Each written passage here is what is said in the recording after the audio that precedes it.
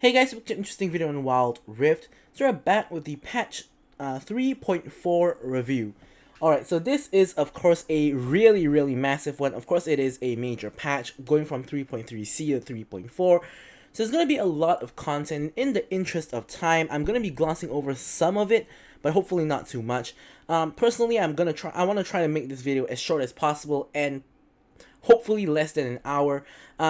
I wouldn't know if I succeeded, but by the time you're watching this, of course, you can see the duration of the video, so you guys would know if I succeeded or not. Anyways, let's get straight into it, not waste any time.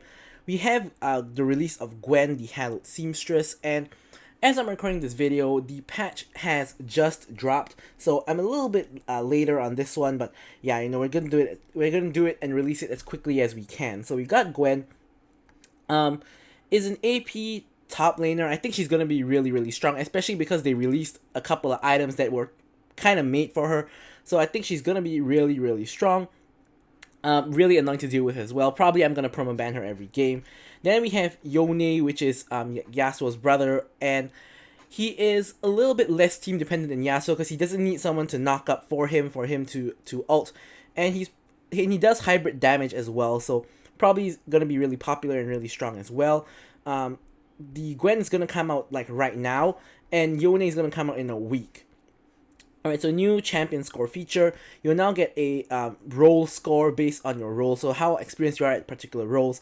Probably the only niche situation where you'd use this is if you're auto-filled to a different role and you want to kind of try to say that, you know, give me my role, and this probably is the only time that this is probably going to be used, because you can share your role score to the teammates in your lobby, so that's probably the only real use of that. So next we have the Guild v Guild updates. They did post something on it before, but honestly, I think Guild v Guild doesn't really matter too much because it doesn't really force you to play too much with like 5 stacks or like, you know, even 3 people. I can easily complete Guild v Guild just by duoing with someone in my guild. So yeah, and yeah, you guys can read this for yourself. And the Guild v Guild season will start pretty much right away. I think that's tomorrow or something like that. So next up, we got a new ping system. To make pinging smoother. I'm not too sure what this change exactly is, but if it does help, that's gonna be good. Although I think that the current ping system is already very good, so I don't really see the need for any improvement there. But if they can make it even better, why not? So here we have kill banner updates, and this includes basically showing the assisters when you get a kill. Pretty minor quality of life change. Loadout system updates. I think this is actually really good because now you have more slots for your item build when you have a custom loadout. So what basically this means is after you put your 5 items in one enchant, you can include a couple more items, probably like situational. Maybe like if you're a mage, you can put in the Banshee's Veil, the Crystalline Reflector, because you might need that in some matches, so that's really great. Got a new wild pass with superhero Jace. And the bonus reward section will now become the Wild Pass Emporium, so there's no more level 51s through 75. And when you claim enough rewards in the Emporium, you will get the Wild Pass skin augment. And yeah, you also have repeatable missions that have that are daily and weekly, even for just logging in. And Elite Pass, you will receive a set of seasonal missions to get more rewards faster. And you also get a new role choice skin chest at level 1 when you purchase the Elite pass, which I think this is actually really great because instead of just getting a random epic skin, you can get an epic skin for your specific role. And of course, most people play like 1 to 2 roles. I know some people play like all roles, but especially for someone like me, that's gonna be really helpful because I basically only play ADC, so that's really good. I'm gonna actually be probably getting that, but yeah. So next is a new mode, 1v1 dueling. And nice Yu-Gi-Oh reference here. If you guys know what I'm talking about, then you do. If you don't, then you don't. Alright, so this is a really interesting mode. It's a 1v1. It's basically literally 1v1. So to win, you either need to kill the enemy champion twice before 8 minutes when the Shrinking Circle spawns, or you need to destroy their first turret. So there's no 100 CS win condition in this mode. So Shrinking Circle will begin 8 minutes into the game, and it will... After 30 seconds, it will begin to shrink. So basically, the only important part about 8 minutes is if you get a kill, that will end the game instantly. Then at 8 minutes 30, it will start shrinking. It will complete shrinking at 9 minutes 30, so it takes 1 minute to fully shrink until the radius is 5 meters. Now, no one knows how long 5 meters is in the game, but if I were to guess, it's the distance between the two enemy towers, but such that you're out of tower range. So just a small circle in the middle of the ARAM map is, I believe, what it is. And if you go outside the circle, you'll take continuous damage. Basically, it forces you to fight the enemy within the circle for a kill to happen and for the game to end. So basically, the longest the game should last is around 10 minutes. And every champion is unlocked, you get less Omnivamp, everybody will start with 500 gold, etc. Basically, long story cut short is, it's a 1v1 mode for you guys who want that. So ARAM updates. Now, this is really, really minor. Long story cut short, you have 2 rerolls and they still work as per normal and you still get them as per normal. But if you expended all your rerolls and you still want to reroll even more, you can buy rerolls using Poro Energy. So each day you can buy up to 3, and this is the cost. But in one ARAM game, you can still only reroll twice. So if you started off with 2 free rerolls, you cannot buy any more to reroll in that particular game. But if you started with 1 reroll or 0 rerolls, you can actually use your Poro Energy to buy rerolls. Now, I think this is only really going to help people who are really serious about ARAM. Now, especially at this point, there are a lot of people who are ARAM legends, and I think that there are people who are serious about ARAM, and this is really going to help them. But for the rest of the casual player base, I don't think spending Poro Energy on rerolls is going to be worth it. You might as well get Poro chests, which eventually leads to a Poro skin chest, and that's probably going to be a way better use of your Poro Energy. So Yone's arrival is coming on his release day. So at the current moment, the Samira and Sion event is already over, and it looks like there isn't going to be an event for 1 week until this one comes out. So Gwen apparently has no event that they mentioned here. So I'm not sure why or whatever, but okay. So now we're going to move on to champion changes. So first up, we have Akali getting a 30 health buff, and her energy gain and max energy gain on her W is going up by 10. Now, I think the health buff is probably not too significant, and by the way guys, they didn't increase it by 40. I have no idea why. If you guys don't know what I'm talking about, it's because they always increase and decrease health by 40 or 80, and here they did 30, which is really, really strange. It's not strange the change itself, but it's just strange that they didn't stick to their usual numbers. Anyways, the change that actually matters is probably going to be the energy change, because Akali, of course, they nerfed her to the point that she struggled with energy. So this is gonna help her with the energy by a little bit. It's only 20 energy, but it's gonna help her by a little bit. But I think what's gonna help her even more is the new items like Riftmaker, which we'll get into later. So I think Akali is definitely gonna be better this patch. Jace, mana recovery going up by 3, and the cooldown on his E is going down by 2 seconds. Now this change I think is negligible. Now Jhin, the cast time on his W is going down from 11 frames to 9 frames, but the root duration is going down by 0.25. So basically they're reverting the buff they gave him, I think it was 1 or 2 patches ago, on the root duration. Instead, they're giving him a faster cast time. Now 2 frames difference from 11 to 9, I'm not really sure if this is going to make any difference at all, because the Tristana one, I felt it wasn't frames, but I felt that it didn't really make all that much of a difference. Some people say that they did feel it, I didn't personally. So if you can feel the change, and if this is actually a good amount of faster speed you can feel, I would trade that 0.25 root duration for a faster cast time. But if you can't feel it, this is just a nerf overall. So Kayle, this one's pretty funny. Kayle's getting nerfs almost all across the board. Now I don't think she's really that good. Maybe in low elo she's good when people don't punish her. In higher elo she isn't that good. Although I've seen her work in like Master, because that's where I'm currently at now. I've seen her work in Master, but not very often. So her passive, the scaling is the same, but the base amount is going down. I think this is a pretty minor nerf because her scaling is way more important than her base numbers. Her healing base numbers going up by 10. This isn't really all that important because her heal is just that. It's just a heal. You mainly use it more for the speed up than the heal, although of course getting health is useful. Now, this is where the big nerfs coming on her E and her ult. So, on her E Starfire Spellblade, the passive hit damage, the base numbers are going down. by a little bit, but the scaling is still the same. So as I said, it's not too bad because the scaling was not hit, only the base numbers were hit.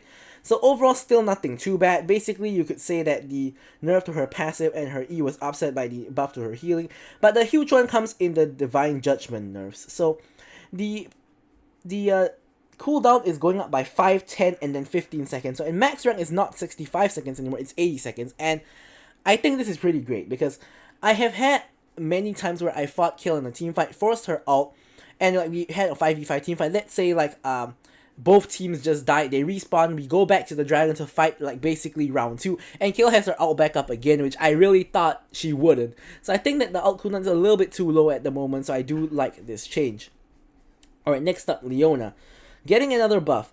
The stun and slow duration is going up by 0.25 seconds, which we all know is not a lot, but could make all the difference. That's like 1 extra auto attack, and that's the buff that made Veigar good. So they're really trying to make Leona good. Ever since her release, they've buffed her all across the board on her passive, Q, W, E, and ult. Like they buff everything and most aspects multiple times as well. So Leona is someone they clearly want in the meta, but clearly is not part of the meta, and I don't think this change is going to change that, although, you know, the meta just changes for no good reason sometimes, so you never know.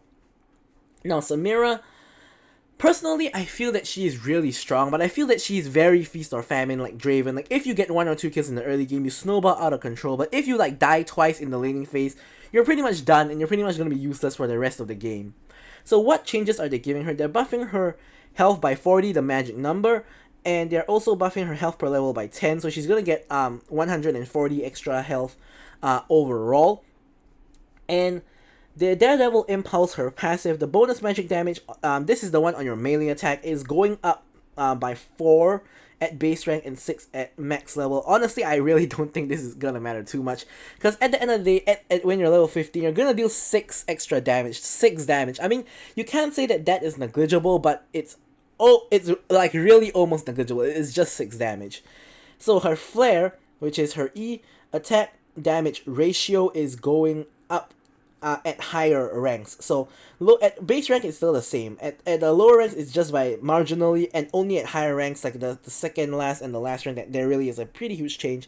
So I would say that the buff is pretty marginal. I actually think that the base health buff in this case might be the most important, because as I said, you need to get that first kill to snowball, and 40 extra health could make all the difference. So yeah, not too big changes actually. So Sett, his active damage ratio is going from 15 to 20% on his Haymaker. That's his W, so I guess he's going to be doing more damage with his W now. Pretty good. It's a good buff for Sett, which I think actually will be felt. Shyvana, now this is a pretty huge buff. I don't know where this came from. Now when she gets to 400 stats of her passive, she used to gain bonus health when she's in dragon form.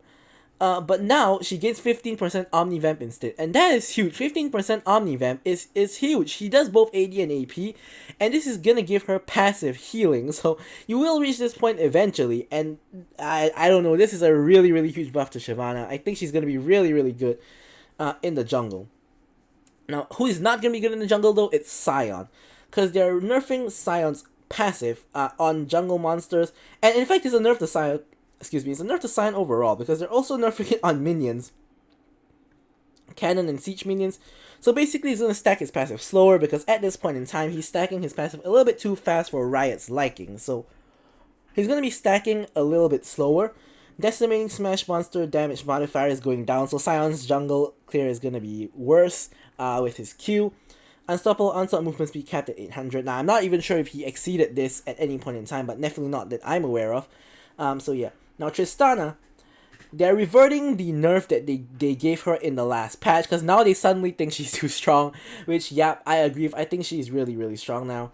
And her explosive charge. Tap casting will now paralyze turrets over minions. So I guess previously when you were sieging a tower, maybe sieging a tower or maybe just taking a tower, you just tap your Q and you would put it on the minions instead of the tower. Now personally this never happened to me because I manually target my E onto the tower, but I guess it used to prioritize minions, so this is really good.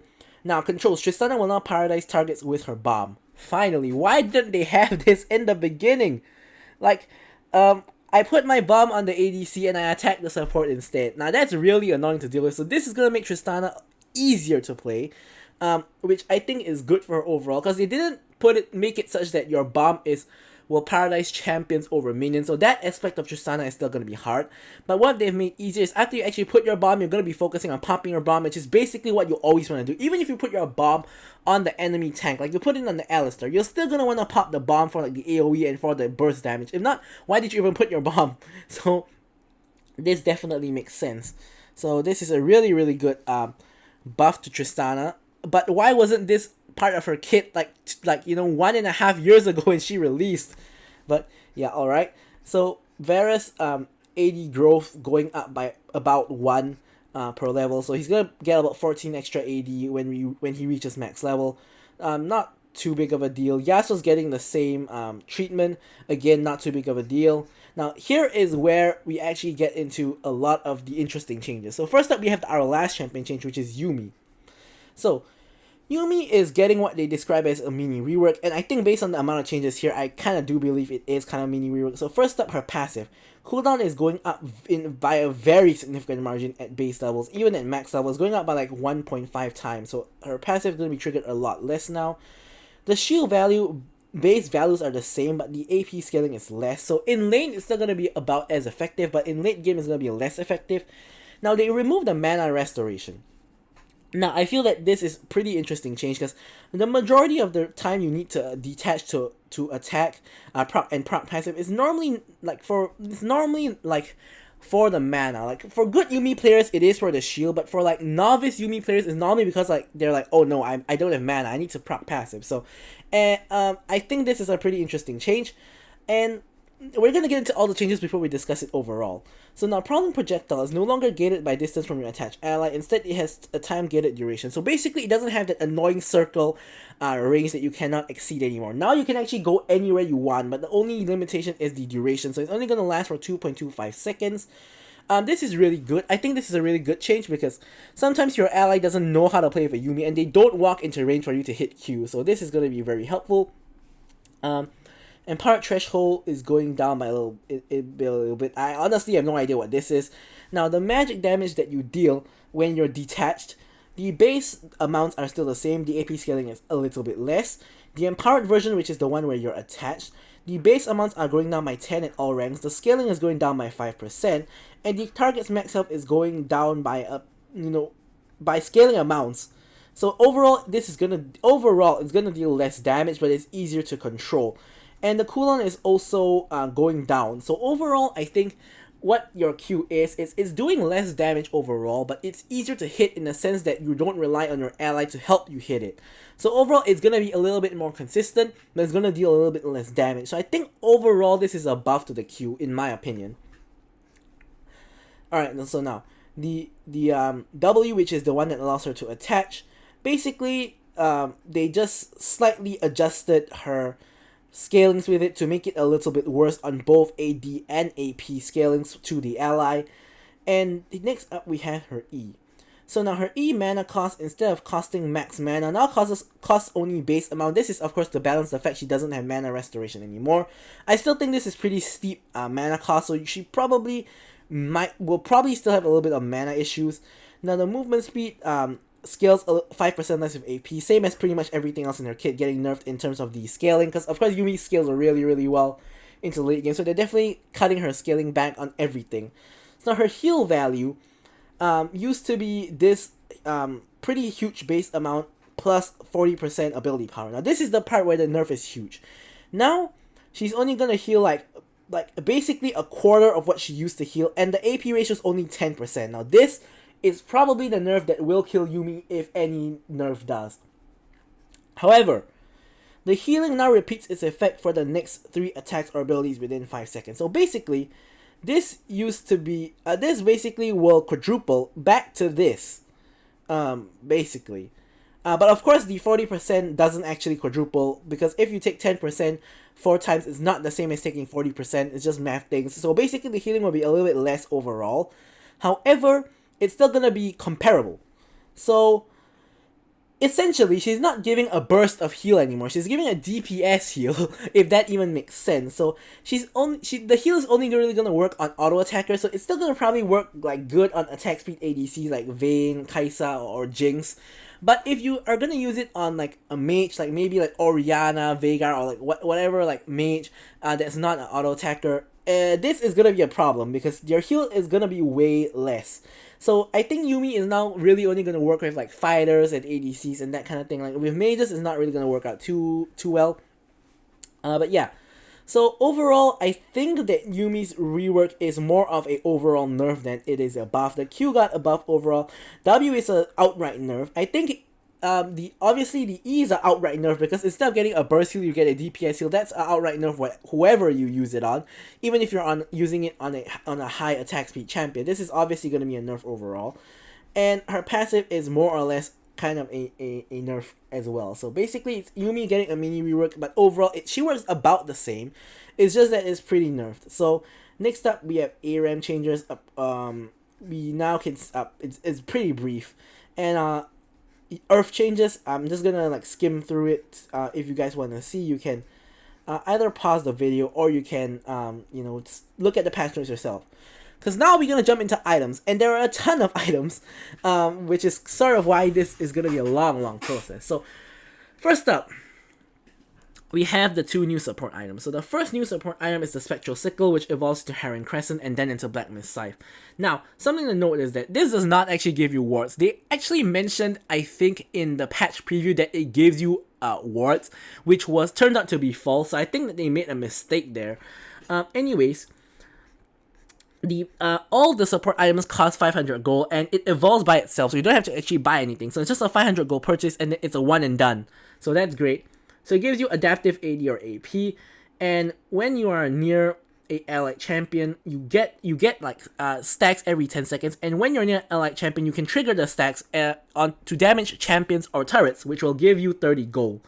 So you also get less gold from killing minions and monsters, sort of like how it works with Smite, and you earn 100% bonus gold from minions your allies don't kill, and 1 gold per 3 seconds. Basically, long story cut short is, don't farm the minions and just poke enemies and you will get extra gold. So yeah, so when you get 500 gold from this, you will upgrade it to the Heron Crescent. Now this will give you an extra 5 ability haste, and now it will double the AD and AP you get, and the passive is basically still the same. When you get another 500 gold, it upgrades to the final form, the Black Mist Scythe.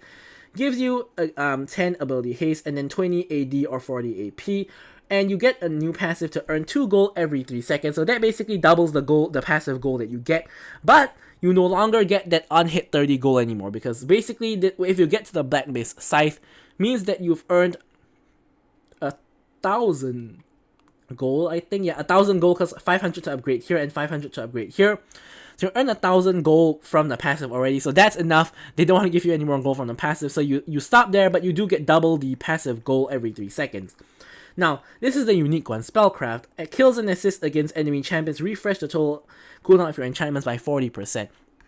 Now, this is the total cooldown, not the current cooldown, so it's gonna cut your cooldown by 40%. So this is like 40% of CDR for your enchantments. Now, this is pretty huge. If you use like those teamfight style ones like Locket, Redemption, those kind, it might be spammable. Not spammable, that's a little bit of an exaggeration, but you might be able to use it. Actually, you might be able to use it 2 or 3 times in a single fight, because if you get like 2 assists, for example, it's already 80% of the cooldown gone. You can proc it a redemption once, for example, and then let's say you get another 2 more assists, you can probably use it again, although that is a very unlikely scenario. I think the most likely scenario is you can use your enchantment twice within a team fight relatively easily. Now 3 times is a little bit of a stretch. So next up we have the like tank version of this, where you get health instead of attack damage or ability power. It costs 500 gold, and you get the Spoils of War. So when minions are below 50% health, 30% of range. Now I'm not sure 30% of range is talking about if your champion is range or if the minion is range. I think it's talking about for ranged champions. you will execute the minion, and when you execute the minion, you get 125% of the kill goal on the minion. Your ally will get 100% of the kill goal, so you're not KSing the minion from them. They still get the same amount of gold, and you also get a heal. You get a charge every 20 seconds. And the rest is the same as the previous support item. When you get 500 gold, it upgrades to Chargon's Buckler, which gives you more health and a little bit of ability haste. You get the same passive. And when you get to 500 gold, it goes to Bulwark of the Mountain, gives you a total of 200 health and 10 ability haste. Again, you get the same Spoils of War passive and the same Spellcraft passive as the Spectral Sickle, or rather I should call it the Black Mist Scythe. Alright. So they removed Hextech Mega Drive, obviously because now the support item has its passive. So now they added the Meteor Enchant, which basically is it is the same thing as Redemption in terms of the range and the area, but instead of healing, it does damage. But the damage it does looks pretty insane. It does 25% of the enemy's health as magic damage. Now that is, I think that's current health. I don't think that's max health, because 25% max health is insane. But even 25% current health is pretty insane as well. Like, imagine just from one ability, like boom, and there goes like 25% of their health. And it's only 500 gold. Although against monsters it's only 500 damage, so you can't use this to Steel Baron or Elder Dragon, nothing like that. Cannot be casted when dead as well. But this seems like an absurd amount of damage. Now the question here is, who's gonna build this? Because supports probably will still go for like Redemption to help their team. ADCs and mages probably are still gonna go for Stasis or some kind of defensive enchant. Gargoyles is still pretty broken, so majority of top laners are probably gonna go Gargoyles. So does the jungler take this? I don't know. I don't know who's gonna take this, but it seems to be pretty strong. I'm not sure if it can really, but I'm not sure if it can really compete with the current enchants, because the current enchants are really good. But this seems to be way too broken in terms of how much damage it deals. All right, now the Protector. Protect enchant. So basically what this does is it increases your heal and shield amount based on its base cooldown. So as you guys can see here, if it's on a 0 to 20% cooldown, it doubles the heal and shield power. But if it's like over 40-second cooldown, you only get like a quarter extra heal shield power. Now why is this the case? Obviously because if you use something like a Soraka ultimate and you get like a double the amount, that does not make sense at all. So you basically only on basic abilities like on like Nami's heal, Soraka's W for example, it's gonna give you double the amount, but on like longer cooldown abilities, it's gonna give you less. Now this makes a lot of sense. This might be what supports go for, Enchantress supports go for now that like Locket is really nerfed, and Redemption technically is nerfed as well because you're getting less for the same cost. Now, did I actually miss out Redemption? I don't think so. I think Redemption's coming out a little bit later, but of course Redemption does have some changes. So Athene's Unholy Grail is getting removed because not many champions can actually make effective use of it. I kind of agree because it's a support item, but you have to be a damagey support. So maybe only like Karma and Lux and like AP supports that heal and shield can make use of it. Like really there isn't a lot of supports that can make use of it. So next up we have a new item for supports, Imperial Mandate. It's only 2,500 gold, so that's really cheap. Gives you 40 power, 40 AP, 40 ability haste, 200 health, and your abilities that slow or immobilize a champion will deal bonus magic damage, so increases your damage, marks them for 4 seconds, and when your ally champion detonates the mark, you deal an additional magic, damage, and give both you and your ally movement speed for 2 seconds. So this looks like it's gonna be like the go-to first item for a lot of Enchantress supports like Nami, like Janna, maybe Lulu. Yeah, because this gonna let you and your ally do so much damage. But yeah, so Hextech Gunblade removed. It's a really niche item. I don't think anybody really built this. Even the people who could build it, like Karina, Akali, Kennen, etc., they don't build this anyway. So really, it's kind of not doing anything in the game. Instead, they're adding now Cosmic Drive. So Cosmic Drive, 2,900 gold, 40 AP, 30 ability haste. I think 30 ability haste is the most any item has in this game, and 5% movement speed. So the passive, your damaging active abilities and empowered attacks on enemy champions grant you movement speed 30 plus 70% ability haste. So it scales off your ability haste, decaying over 2 seconds. And subsequent triggers of this passive from different sources will refresh the buff duration and reset the movement speed value to maximum. So basically if you keep on like attacking, it's gonna like keep on refreshing, so you still get that bonus movement speed. And yeah, only haste items contribute to the movement speed. Yeah, I think that it was made quite obvious here, but in case you were unclear about that. Okay. So next up, we have Rift Maker. So Rift Maker, it's a mythic item in League PC. They brought it over as 3200, pretty pricey item. Gives you 70 AP, 150 health, 15 ability haste, and 15% Omnivamp. Now 15% Omnivamp is pretty huge. Because this is gonna work on champions like Akali, for example, that deals both AD and AP, so that's a thing. Also, excuse me, of course, it's also really good on champions like Gwen. Void Corruption.